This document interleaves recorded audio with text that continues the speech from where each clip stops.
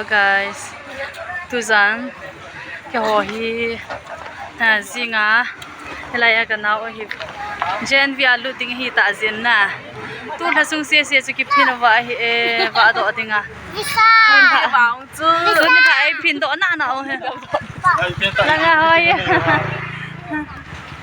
ana ve o ti hoi lai ka chiwam na e che diwam che diu tam Uncle.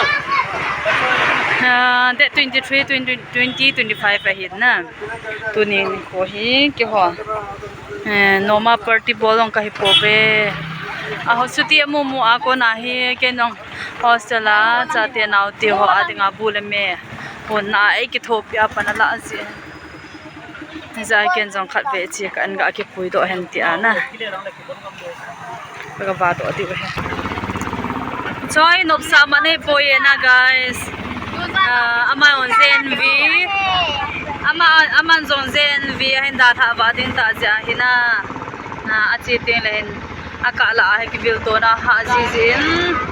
Tunil hai ga ba do piu he na veo ti ong pi bol ka bol ba. Auto a ka cheu he. No be ka ko be. Amai ki ko to ket ka ko dia. Kacang yang kacang yang we, alala. Ilahi, ahong kalohon ni hati wajud sukanjan na, sukanjan. Tingle vishal kecil na diuhi bokajan. Asare hazan, loharizan, azan zan umahin. Ke home na chui ki le amrazan zan ma ho hi zan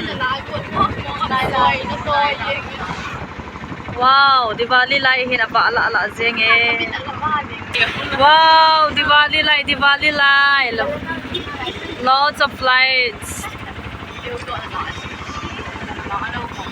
It's a festival of lights.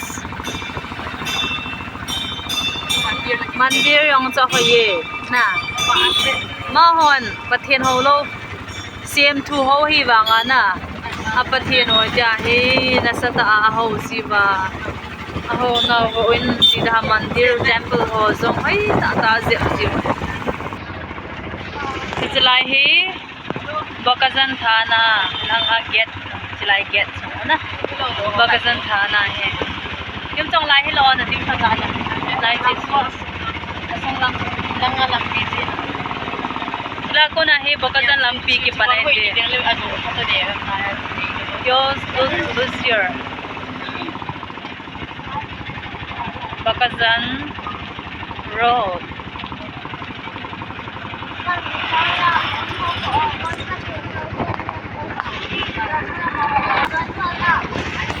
Lion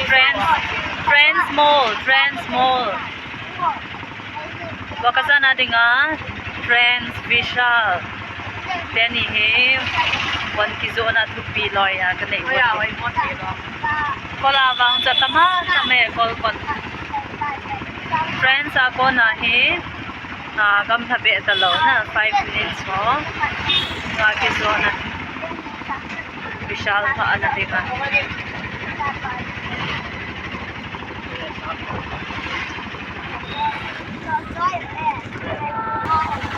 Vishal katon tiuta lang lagi mo Vishal tayo na azem pa lit zeng ve Diwali. It's a sign of Diwali.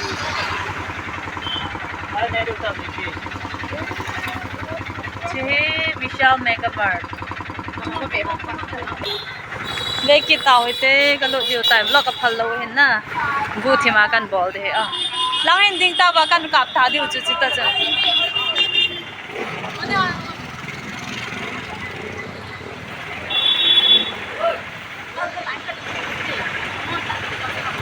apa apo lim ga kilaw winge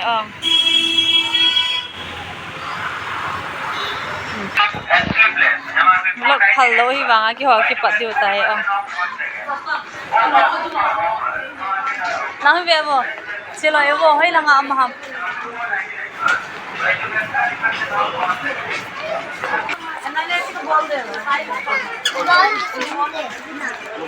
As kanawin bol amulat tanok dan.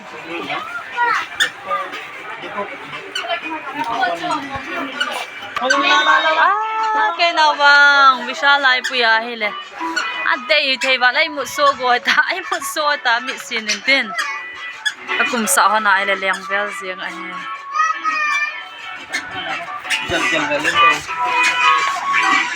As papa tia thai vel ziang.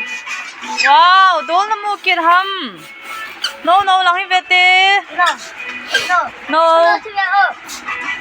Ipila hami me sate. Oh, chicho acha. Vete lang vete. Eh, hon lo de ga koi ki yang ta. Mới cho từ là lâu đây.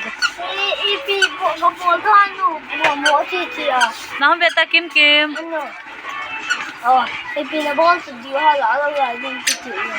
Mà sao lạ lâu đây? Bộ boy chơi cái lạ kita. Nó không biết ta.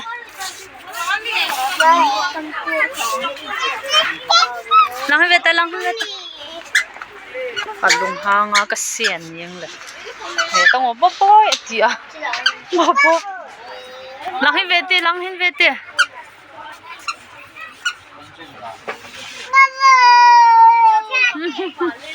Bye. Em bida. Enjoy ta la lo de.